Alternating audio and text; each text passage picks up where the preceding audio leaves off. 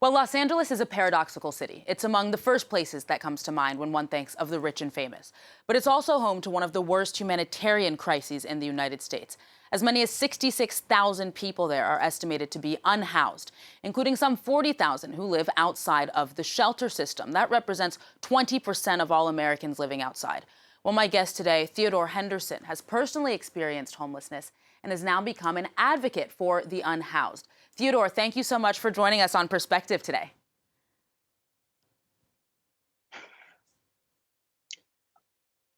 Theodore, can you hear me? Yes. Great. So before we get to your story, can you, I know you like to use the word unhoused instead of homeless. Can you talk a little bit about why that is? It's because it dehumanizes communities that are facing displacement.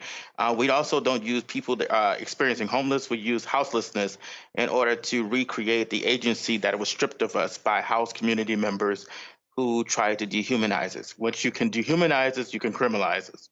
That's usually how bad things happen. And Theodore, if you're comfortable with it, could you talk about your personal journey as an unhoused person and how that led you to become an activist? I was an activist while I was unhoused. That's the distinguish. I created my podcast while living out on the streets to educate house and mainstream media about the realities that has been eclipsing the conversation. Most often than not, when people hear about being unhoused, they hear about from house media, who has a very limited understanding of the issues that are driving the conversation. What do you think on that note? What do you think are some of the major misconceptions about houselessness then? It is a personal individual failing. It is people that are on substances or people that don't want to get help. And that has been the driving force, unfortunately, within a lot of house conversation. And mainstream media listen to the people that are keeping unhoused people in this kind of precarious situation to drive it. So, Theodore, you founded the podcast We the Unhoused, which sheds light on the hardships that other unhoused people face in Los Angeles. Can you tell us more about some of the people that you've met and how their stories illustrate some of the complex reasons behind houselessness in Los Angeles? The conversations that I have had with other unhoused people have a common variant, that this is not a personal failing. The oldest person that I've interviewed was a 90-year-old unhoused man that has suffered advanced dementia and other health issues. And simply just telling them that they don't want help or they are service resistant is not applicable to the situation. There are 51,000 unhoused children that are in Los Angeles School District, that house parents are vilifying their parents in order for them to create harder obstacles for children to be able to just be kids. They don't want unhoused families near parks, schools, getting any of the resources because they believe that house children holds more precedence than other unhoused kids. You mentioned kind of the criminalization of houselessness in Los Angeles in your first response earlier. Can you expand upon that? What does that look like for those who are houseless in Los Angeles?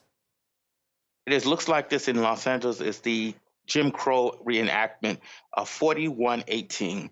It is now against the law for unhoused people to sit, sleep, or lie anywhere in the city when they are posted. So what that means is if they are found or someone calls the police on them, they can go to jail and being ticketed and criminalized for being poor. Do you think that there's a direct causal relationship between certain public policies in the city of Los Angeles in particular and the houselessness crisis? What do you think is driving it?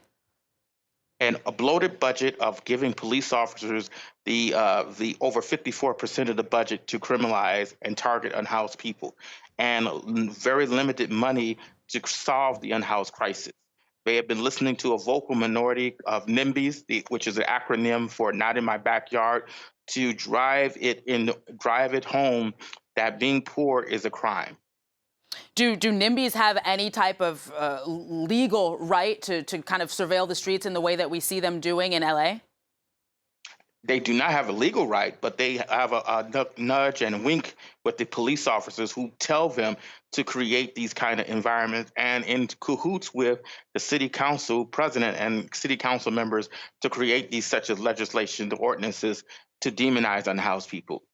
Case in point, yesterday, there was, especially during the weekend, there's been an intense heat wave and they've closed out cooling stations where unhoused people could get cool and have cool respite, which is why we say unhoused people 5 or die a day. Theodore, this crisis is now a major part of the mayoral race in Los Angeles. The two candidates will face off in the general election in November. What do you make of the different candidates' proposals?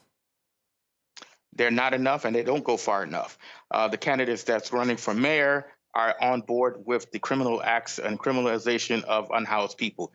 The Olympics is coming up. So in 1984, they utilized the same playbook. So now they're utilizing the same playbook with a little more intensity to erase unhoused people, putting them in far-flung places, or just make sure that you don't see poor people.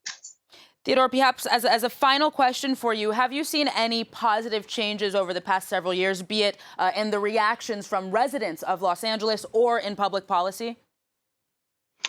No, actually, they've doubled down in creating more harm.